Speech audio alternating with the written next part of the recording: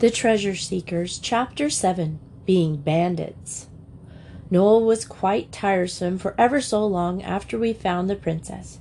He would keep on wanting to go to the park when the rest of us didn't, and though we went several times to please him, we never found that door open again, and all of us, except him, knew from the first that it would be no go. So now we thought it was time to do something to rouse him from the stupor of despair, which is always done to heroes when anything baffling has occurred. Besides, we were getting very short of money again. The fortunes of your house cannot be restored, not so that they will last, that is, even by the 1 pound 8 we got when we had the good hunting. We spent a good deal of that on presents for Father's birthday. We got him a paperweight, like a glass bun, with a picture of Lewisham Church at the bottom, and a blotting pad, and a box of preserved fruits, and an ivory pen holder with a view of Greenwich Park in the little hole where you look through at the top. He was most awfully pleased and surprised, and when he heard how Noel and Oswald had earned the money to buy the things, he was more surprised still. Nearly all the rest of our money was spent on fireworks for the 5th of November. We got 6 Catherine wheels and 4 rockets and 2 hand lights, 1 red and 1 green, a 6-penny maroon, 2 Roman candles, they cost a shilling, some Italian streamers, a fairy fountain, and a tourbillon. That cost 18 pence and was very nearly worth it. But I think crackers and squibs are a mistake. It's true, you get a lot of them for the money, but they are not bad fun for the first 2 or 3 dozen. But you get jolly sick of them before they've let off your 6-penn'orth worth. And the only amusing way is not allowed. It is putting them in the fire. It always seems a long time till the evening when you have got fireworks in the house, and I think as it was a rather foggy day, we should have decided to let them off directly after breakfast. Only Father had said he would help us to light them off at 8 o'clock, after he had had his dinner, and you ought never to disappoint your father if you can help it. So you see, we had 3 good reasons for trying H.O.'s idea of restoring the fallen fortunes of our house by becoming bandits on the 5th of November. We had a 4th reason as well, and that was the best reason of the lot. You remember Dora thought it would be wrong to be bandits, and the 5th of November came while Dora was away at Stroud, staying with her godmother. Stroud is in Gloucestershire. We were determined to do it while she was out of the way because we did not think it wrong, and besides, we meant to do it anyhow. We held a council, of course, and laid plans very carefully. We let H.O. be captain because it was his idea. Oswald was lieutenant. Oswald was quite fair because he let H.O. call himself captain, but Oswald is the eldest next to Dora after all. Our plan was this. We were all to go up on the heath. Our house is in Lewisham Road, but it's quite close to the heath. If you cut up the short way opposite the confectioner's, past the nursery gardens and the cottage hospital, and turn to the left again, and afterward to the right. You come out then at the top of the hill, where the big guns are with the iron fence round them, and where the bands play on Thursday evening in the summer. We were to lurk in ambush there and waylay an unweary traveller. We were to call upon him to surrender his arms, and then bring him home and put him in the deepest dungeon below the castle moat. Then we were to load him with chains and send to his friends for ransom. You may think we had no chains, but you were wrong, because we used to keep 2 of our dogs, once beside Pincher, before the fall of the fortunes of ancient house of Bastable, and they were quite big dogs. It was latish in the afternoon before we started. We thought we could lurk better if it was nearly dark. If it was rather foggy, and we waited a good while beside the railings, but all the belated travelers were either grown up or else they were board school children. We weren't going to get into a row with grown-up people, especially strangers, and not true bandit would ever stoop to ask a ransom from the relations of poor and needy. So we thought it better to wait. As I said, it was Guy Fawkes' Day, and if it had not been, we should never have been able to be bandits at all, for the unwary travelers we did catch had been forbidden to go out because he had a cold in his head. But he had run out to follow a guy without even putting on a coat or a comforter. And it was a very damp, foggy afternoon and nearly dark. So you see, it was his own fault entirely, and serves him jolly well right. We saw him coming over the heath just as we were deciding to go home to tea. He had followed that guy right across the village. We call Blackheath the village, I don't know why, and he was coming back, dragging his feet and sniffing. "Hist! An unweary traveller approaches," whispered Oswald. "Muffle your horses' heads, and see to the priming of your pistol," muttered Alice. She always will play boys' parts, and she makes Ellis cut her hair short on purpose. Ellis is a very obliging hairdresser. "Steal softly upon him," said Noel, "for lo, 'tis dusk, and no human eye can mark our deeds." So we ran out and surrounded the unwary traveller. It turned out to be Albert next door, and he was very frightened indeed until he saw who it was. "Surrender!" hissed Oswald in a desperate-sounding voice as he caught the arm of the unwary, and Albert next door said, "All right, I'm surrendering as hard as I can. You needn't pull my arm off." We explained to him that resistance was useless, and I think he saw that from the first. We held him tight by both arms, and we marched him home down the hill in a hollow square of 5. He wanted to tell us about the guy, but we made him see that it was not proper for prisoners to talk to the guard, especially about guys that the prisoner had been told not to go after because of his cold. When we got to where we live, he said, "All right, I don't want to tell you. You'll wish I had afterwards. You never saw such a guy." "I can see you," said H.O., and it was very rude. Oswald told him so at once, because it is his duty as the elder brother, but H.O. is very young and does not know better yet, because it wasn't bad for H.O. Albert next door said, "You haven't any manners, and I want to go in to my tea. Let go of me." But Alice told him, quite kindly, that he was not going in to his tea, but coming with us. "I'm not," said Albert next door. "I'm going home. Leave go. I've got a bad cold. You're making it worse." Then he tried to cough, which was very silly because we'd seen him in the morning, and he told us where the cold was that he wasn't to go out with. When he had tried to cough, he said, "Leave go of me, you see. My cold's getting worse." "You should have thought of that before," said Dickie. "You're coming with us." "Don't be silly," said Noel.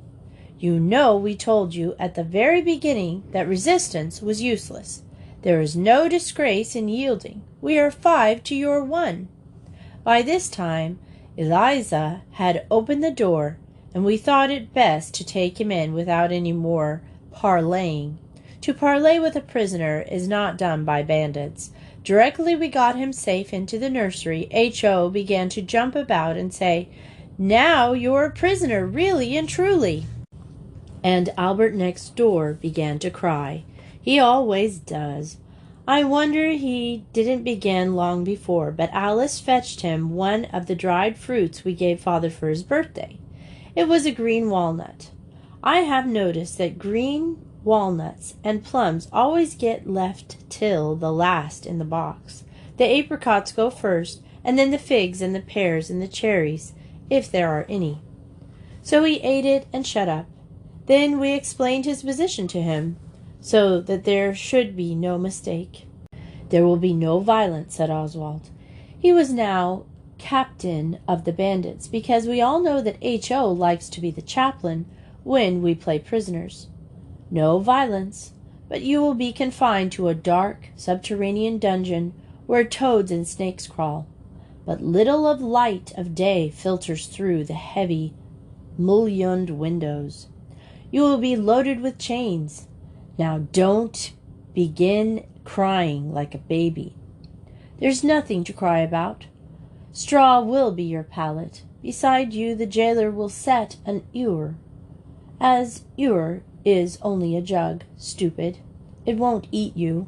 An ewer with water and a moldering crust will be your food. But Albert next door never enters in the spirit of things. He mumbled something about tea time. Now Oswald thought Stern is always just, and besides, we were all rather hungry, and tea was ready. So we had it at once, Albert next door and all. And we gave him what was left of the 4-pound jar of apricot jam we got with the money Noel got for his poetry. And we saved our crusts for the prisoner. Albert next door was very tiresome. Nobody would have had a nicer prison than he had. We fenced him in a corner with the old wire nursery fender and all the chairs, instead of putting him in the coal cellar, as we had first intended. And when he said the dog chains were cold, the girls were kind enough to warm his fetters through at the fire before we put them on him. We put the straw cases of some bottles of wine some one sent father one Christmas. It is some years ago, but the cases are quite good. We unpacked them very carefully and pulled them to pieces and scattered the straw about. It made a lovely straw pallet and took ever so long to make, but Albert next door has yet to learn what gratitude really is. We got the bread trencher for the wooden platter where the prisoners' crusts were put. They were not mouldy, but we could not wait till they got so, and for the ewer we got the jug out of the spare room where nobody ever slept.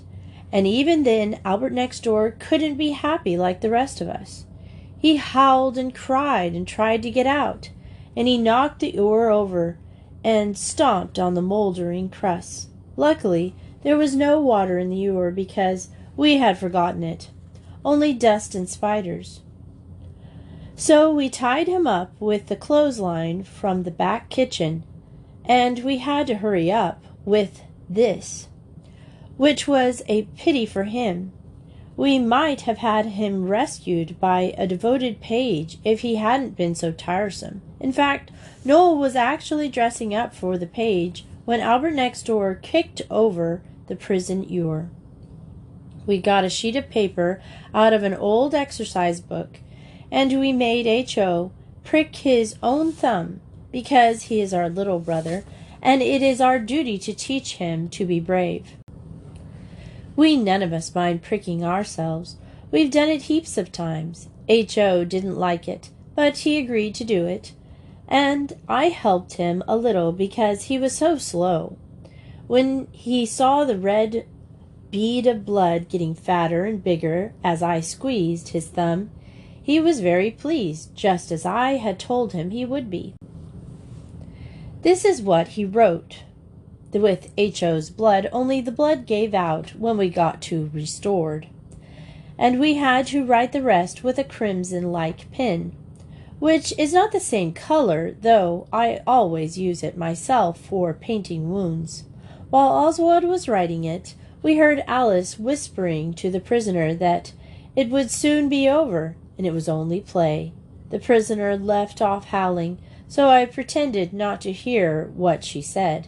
A bandit captain has to overlook things sometimes. This was the letter. Albert Morrison is held a prisoner by bandits. On payment of 3,000 pounds, he will be restored to his sorrowing relatives, and all will be forgotten and forgiven." I was not sure about that last part, but Dickie was certain he had seen it in the paper, so I suppose it must have been all right. We let H.O. take the letter. It was only fair, as it was his blood it was written with, and told him to leave it next door for Mrs. Morrison. H.O. came back quite quickly, and Albert next door's uncle came with him. "What is all this, Albert?" he cried. "Alas, alas, my nephew! Do I find you the prisoner of a desperate band of brigands?" "Bandits," said H.O. "You know it says bandits." "I beg your pardon, gentlemen," said Albert next door's uncle. "Bandits it is, of course. This, Albert, is the direct result of the pursuit of the guy on an occasion when your doting mother had expressly warned you to forego the pleasure of the chase. Albert said it wasn't his fault, and he hadn't wanted to play." "So-ho!" said his uncle. "Impenitent, too. Where's the dungeon?" We explained the dungeon, and showed him the straw pallet and the yew and the mouldering crusts and other things. "Very pretty and complete," he said. "Albert, you are more highly privileged than ever I was. No one ever made me a nice dungeon when I was your age. I think I had better leave you where you are." Albert began to cry again, and he was so sorry, and he would be a good boy. "And on this old familiar basis you expect me to ransom you, do you? Honestly, my nephew, I doubt whether you are worth it. Besides, the sum mentioned in the document strikes me as excessive. Albert really is not worth 3,000 pounds. Also, by a strange and unfortunate chance, I haven't the money with me. Couldn't you take less?" We said perhaps we could. "Say 8 pence, suggested Albert next door's uncle, "which is all the small change I happen to have on my person." "Thank you very much," said Alice, as he held it out. "But are you sure you can spare it? Because really it was only play." "Quite sure. Now, Albert, the game is over. You had better run home to your mother and tell her how much you've enjoyed yourself." When Albert next door had gone, his uncle sat in Guy Fawkes' armchair and took Alice on his knee, and we sat round the fire waiting till it would be time to let off our fireworks. We roasted the chestnuts he sent Dickie out for, and told us stories till it was nearly 7. His stories are first-rate, and he does all the parts in different voices. At last he said, "Look here, young-uns, I like to see you play and enjoy yourselves. I don't think it hurts Albert to enjoy himself too." "I don't think he did much," said H.O., "but I know what Albert next door's uncle meant, because I am much older than H.O., he went on. "But what about Albert's mother? Didn't you think how anxious she would be at his not coming home? As it happens, I saw him come in with you, so we knew it was all right. But if I hadn't, He only talks like that when he is very serious, or even angry. Other times he talks like people in books, to us, I mean." We none of us said anything, but I was thinking, and then Alice spoke. Girls seem not to mind saying things that we don't say. She put her arms round Albert next door's uncle's neck and said, "We're very, very sorry. We didn't think about his mother.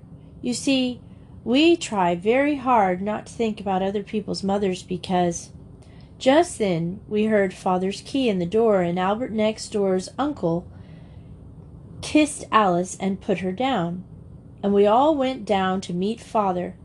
As we went, I thought I heard Albert next door's uncle say something that sounded like, "Poor little beggars."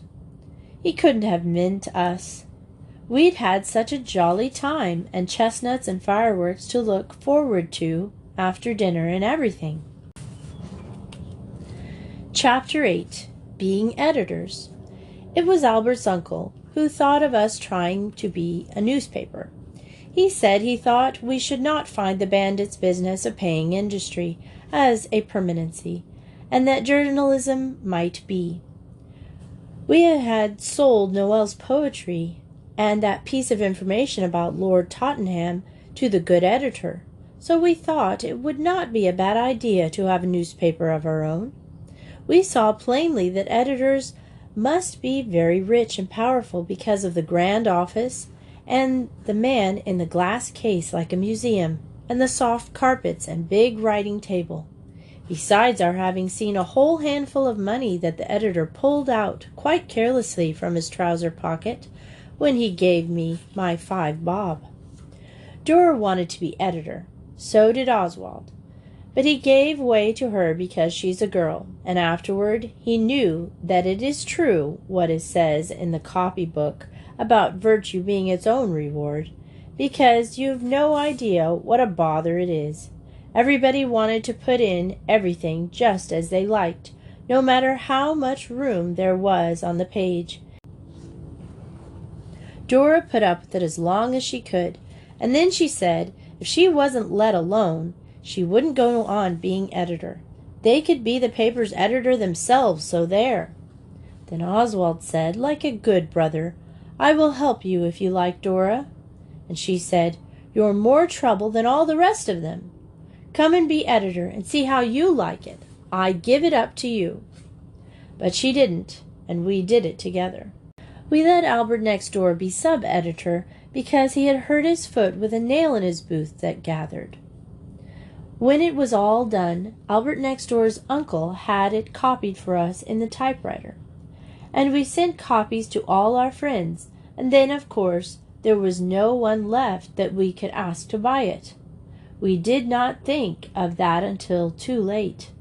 We called the paper the Lewisham Recorder, Lewisham because we lived there, and Recorder in memory of the good editor.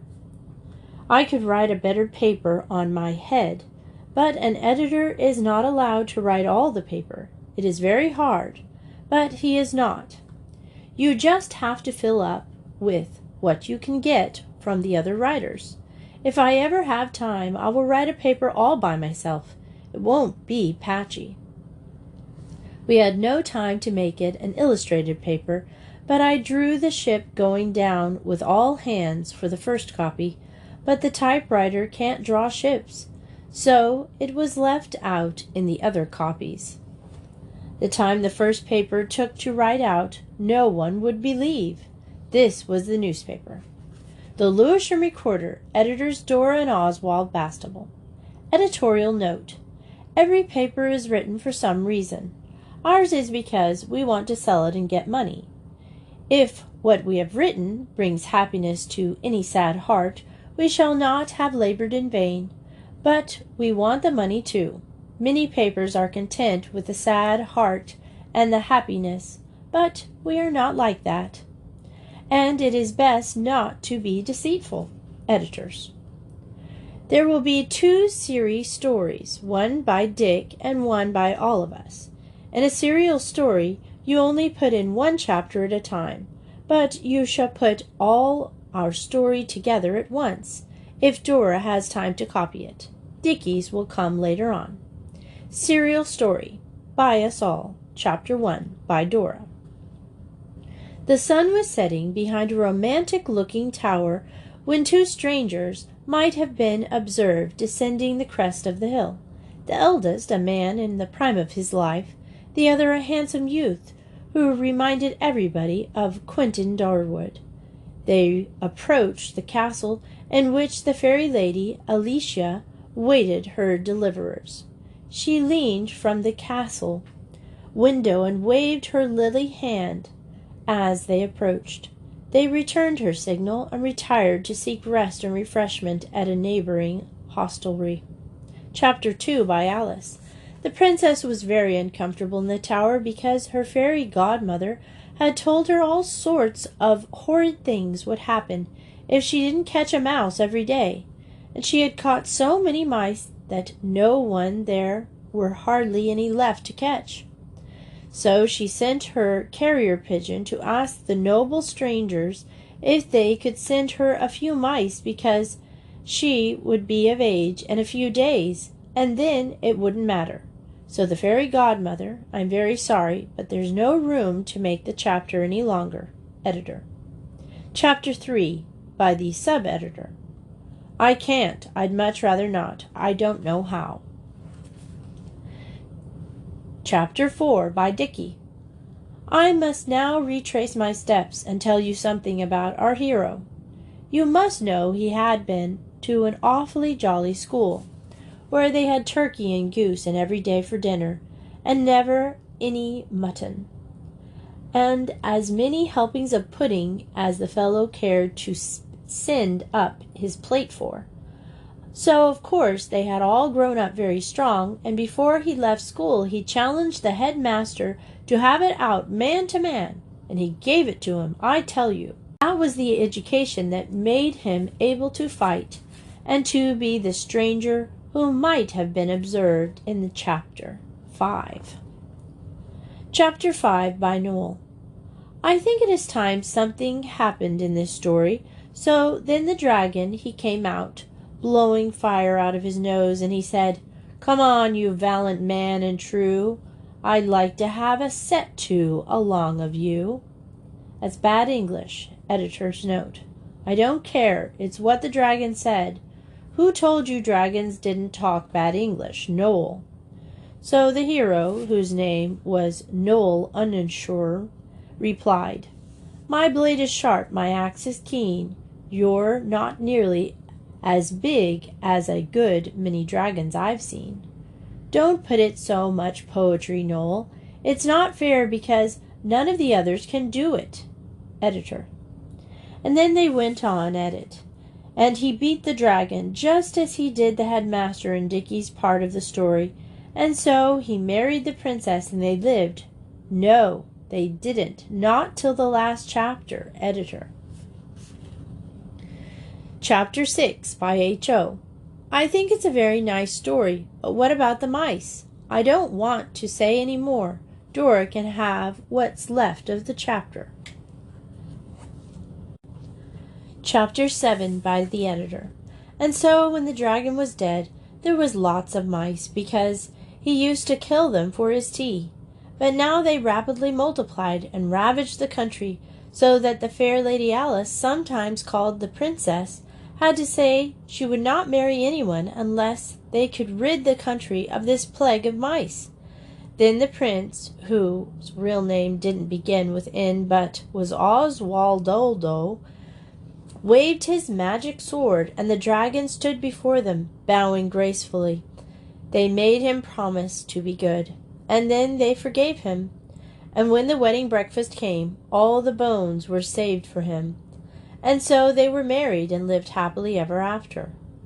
What became of the other stranger, Noel? The dragon ate him because he asked too many questions. Editors.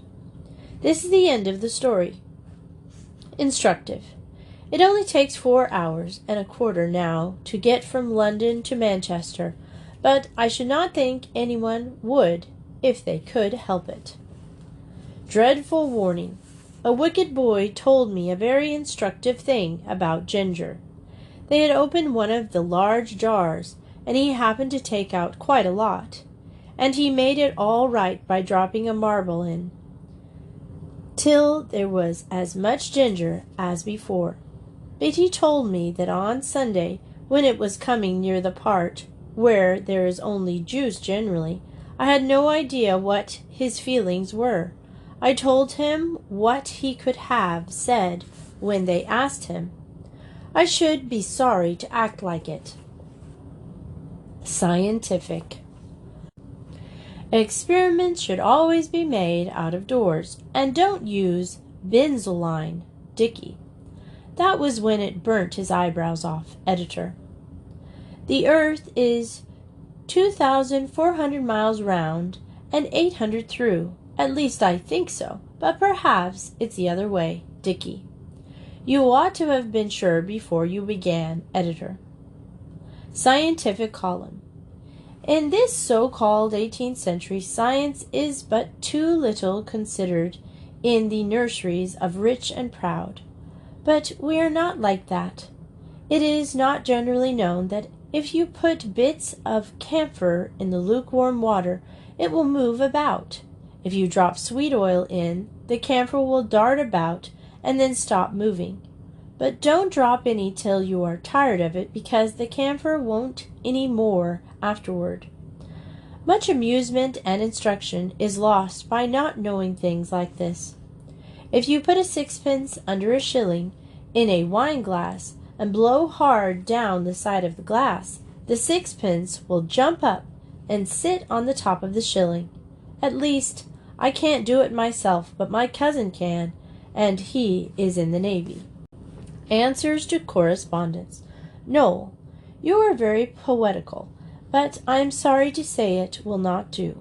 Alice, nothing will ever make your hair curl, so it's no use. Some people say it's more important to tidy up as you go along. I don't mean you in particular, but everyone. H.O. We never said you were tubby, but the editor does not know any cure. Noel, if there is any paper over when this paper is finished, I will exchange it for your shut-up inkstand, or the knife that has the useful thing in it for taking stones out of horses' feet. But you can't have it without. H.O. There are many ways how your steam engine might stop working. You might ask Dickie. He knows one of them. I think it is the way yours stopped. Noel, if you think that by filling the garden with sand you can make crabs build their nest there, you are not at all sensible. You have altered your poem about the Battle of Waterloo so often that we cannot read it except where the Duke waves his sword and says something we can't read either. Why did you write it on blotting paper with purple ink? Editor. Because you know who sneaked my pencil. Noel. Poetry. The Assyrian came down like a wolf on the fold, and the way he came down was awful, I'm told. But it's nothing the way one of the editors comes down on me if I crumble my bread and butter or spill my tea. Noel. Curious facts. If you hold a guinea pig up by its tail, his eyes pop out. You can't do it half things yourself that children in books do, making models or soon. I wonder why. Alice. If you take a date stone out and put it on an almond and eat them together, it is prime. I found this out. Sub-editor. The Wreck of the Malabar by Noel, author of A Dream of Ancient Ancestors. He isn't really, but he put it in to make it seem more real. Hark! What is that noise of rolling waves and thunder in the air? 'Tis the death knell of the sailors and officers and passengers of good ship Malabar. It was a fair and lovely noon when the good ship put out of port, and people asked, "Ah, little we think how soon she will be the elements' sport." She was indeed a lovely sight upon the billows with sails spread, but the captain folded his gloomy arms. Ah, if she had been a lifeboat instead! See the captain, stern yet gloomy, flings his son upon a rock, hoping that there his darling boy may escape the wreck. Alas, in vain the loud winds roared, and nobody was saved. That was the wreck of the Malabar. Then let us toll for the brave. Noel. We have now put everything we can think of into this paper. It takes a lot of thinking about. I don't know how grown-ups manage to write all they do. It must make their heads ache, especially lesson books. Albert next door only wrote one chapter of a serial story, but he could have done some more if he wanted to. He could not write out any of the things because he cannot spell. He says he can, but it takes him such a long time. He might just as well not be able. There are one or two things more. I'm sick of it, but Dora says she will write them in. Legal answer wanted. A quantity of excellent string is offered if you know whether there really is a law passed about not buying gunpowder under 13, Dicky. The price of this paper is 1 shilling each, 6 pence extra for the picture of the Malabar going down with all hands. If we sell 100 copies, we will write another paper. And so we would have done, but we never did. Albert next door's uncle gave us 2 shillings, and that was all. We can't restore fallen fortunes with 2 shillings.